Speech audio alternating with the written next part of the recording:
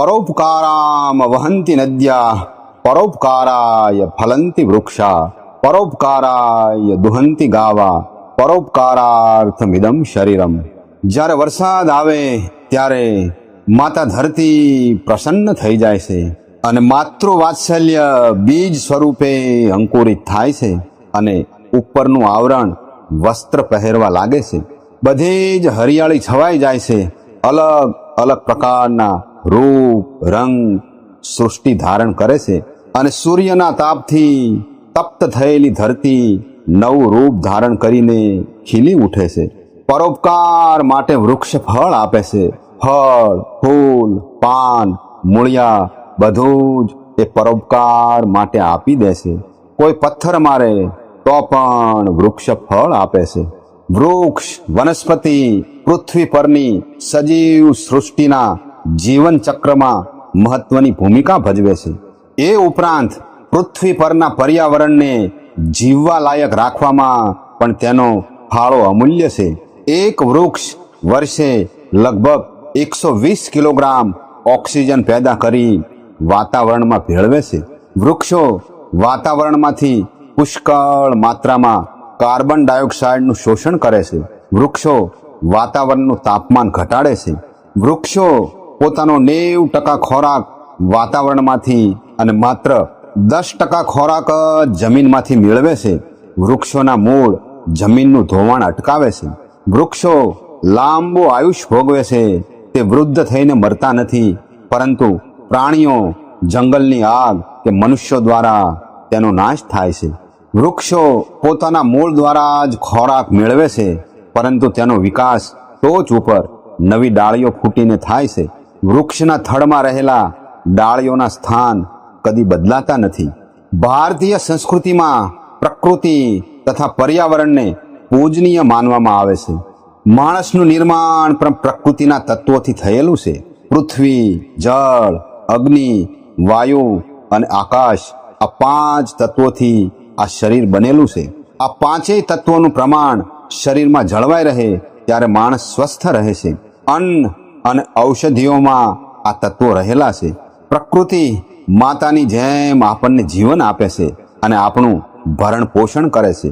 એટલે જ આપણા વૈદિક ધર્મમાં પૃથ્વી, સૂર્ય, વાયુ, જળ, આકાશ, અગ્નિ વગેરે કુદરતી શક્તિઓને દેવ માનીને તેમની સ્તુતિ કરવામાં આવી છે.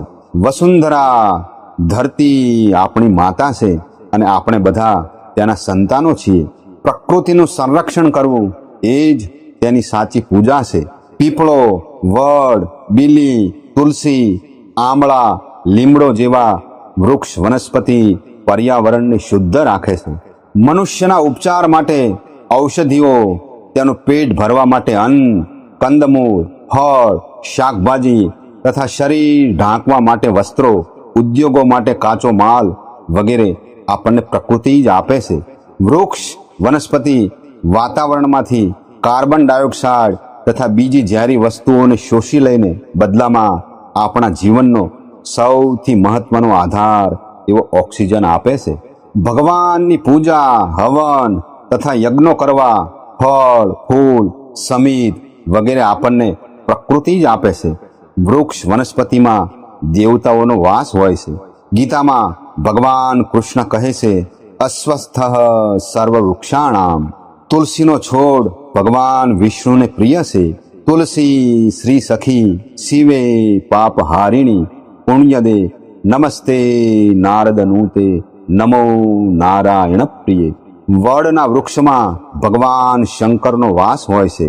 આ પ્રકૃતિ પોતાની જન્મભૂમિ અને માતા ધરતીનું ઋણ ચૂકવવા વર્ષોથી પોતાના માદરે વતનથી દૂર રહેતા અને સુરત શહેરમાં સ્થાયી થયેલા ખાંભડા ગામના યુવાનો, યુવા મંચ ખાંભડા અને વડીલો તેમજ સમસ્ત ખાંભડા ગામ તેમજ green army charitable trust Surat, mission green Botad, Sadbhavana charitable trust રાજકોટના સહયોગથી ખાંભડા ગામના વિશાળ ગૌચરમાં આ વર્ષા ઋતુમાં મંત્રો અને શ્લોકો સાથે માતૃભૂમિ અને માતા ધરતીના ખોળે 200 વૃક્ષોને રોપવામાં આવ્યા.